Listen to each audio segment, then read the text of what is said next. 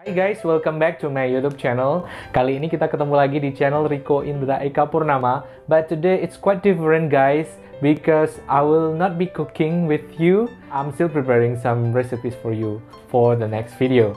Jadi hari ini kita tidak akan masak-masak dulu guys, karena saya masih mempersiapkan resep-resep yang akan kita praktekkan di video mendatang. But don't worry, today we are going to learn English together. Hari ini kita akan belajar bahasa Inggris bersama. It's all about 10 common English mistakes. Kita akan belajar 10 kesalahan bahasa Inggris yang umum terjadi kepada kita, terutama orang Indonesia yang belajar bahasa Inggris.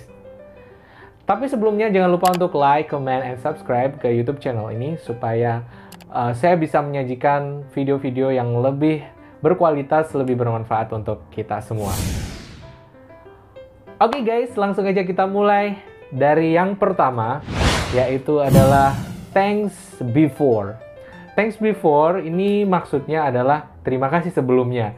Tetapi untuk bicara terima kasih sebelumnya dalam bahasa Inggris tidak ada istilah thanks before. Yang benar adalah thanks in advance. Jadi sekali lagi untuk terima kasih sebelumnya bahasa Inggrisnya adalah thanks in advance.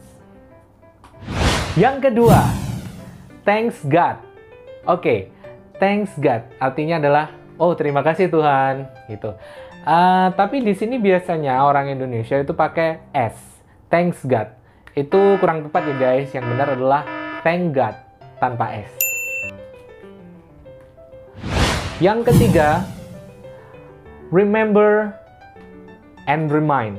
Dua kata ini biasanya penempatannya kurang tepat ya.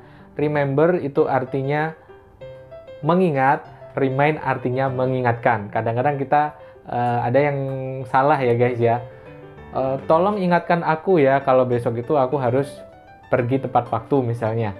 Kadang kita salah penempatan katanya, yaitu please remember me that tomorrow I have to come on time. Seperti itu. Nah, di sini remember-nya kurang tepat ya, harus diganti dengan remind. Remind itu mengingatkan. Jadi yang benar adalah please remind me that I have to come on time tomorrow. Yang keempat, borrow and lend. Borrow artinya meminjam, lend artinya meminjami. Terkadang ini kedua kalimat ini terbalik guys. Kadang seperti ini, aku akan meminjamimu bukuku. Ya, dalam bahasa Inggris mungkin ada yang sering salah seperti ini. I will borrow you my book. Nah, ini kurang tepat guys, karena borrow tadi artinya kan meminjam. Kalau kita mau meminjami berarti kita harus pakai lend. So, yang benar adalah I will lend you my book. Seperti itu. Yang kelima, boring and bored. Nah, ini yang paling sering terjadi guys dalam kehidupan sehari-hari kita ya, terutama orang Indonesia. Boring itu artinya membosankan. Nah, kita tahu mungkin maksudnya sesuatu itu membosankan atau kita bosan gitu. Jadi aku boring, itu salah guys. Yang benar adalah bored. Bored artinya bosan, kalau boring membosankan. Jadi bored itu kita yang bosan, kalau boring itu penyebabnya membosankan. Misalnya, the film is boring, so I'm bored. Filmnya membosankan, jadi saya jadinya bosan. Yang keenam, keep spirit. Nah, ini juga sering terjadi guys. Jadi keep spirit ini maksudnya adalah semangat ya. Nah, biasanya kita ucapkan kalau kita memberi semangat. Tapi dalam bahasa Inggris tidak ada yang namanya istilah keep spirit untuk memberi semangat. Yang ada kita bisa pakai go for it, kemudian good luck, you can do it, atau bisa juga kamu bisa pakai keep going, seperti itu guys. Yang ketujuh, penggunaan kata sapaan yang salah. Biasanya kalau kita manggil bule itu pakai Mister ya guys, Mister atau Mrs. Ada juga Sir dan Madam. Apa sih perbedaannya? Kalau kita mau memanggil orang tanpa menyebutkan namanya, itu bisa pakai Sir atau Madam, ya, atau Ma'am. Jadi can you help me sir? Atau would you like to have some coffee, madam? Seperti itu. Kalau kita pakai Mr. atau Mrs. itu harus diikuti dengan nama mereka, tapi nama belakang ya, jangan nama depan. Jadi misalnya kalau namanya Joshua Smith, itu jadi bukan Mr. Joshua tapi Mr. Smith ya. Jadi kalau kita manggil orang itu pakai nama. Yang ke-8, you're welcome. Kelihatannya seperti tidak ada yang salah ya guys, tetapi ini benar-benar fatal. Kalau kita ingin merespon seseorang yang sudah berterima kasih kepada kita, atau ada orang yang bilang thank you, kemudian kita ingin menjawab atau membalasnya, yang benar bukan you're welcome, tapi you're welcome.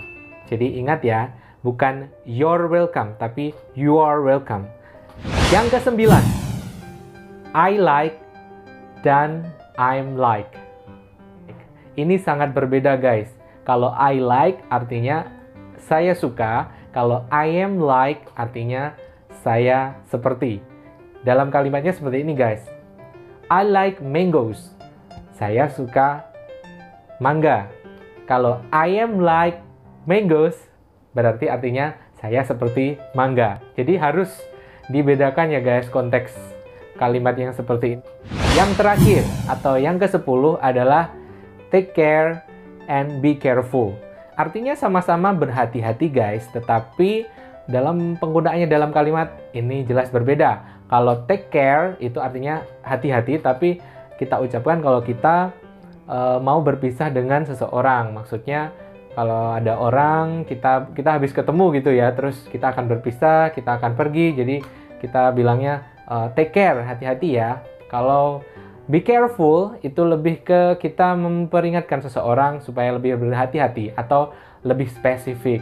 Misalnya ya, kalau adik kita belajar bersepeda, kita bilangnya ke dia be careful. Atau misalnya kalau misalnya ibu kita memasak di dapur gitu ya, terus ada dia masang kompor gas misalnya. Nah, itu kita bisa bilang be careful. Thank you.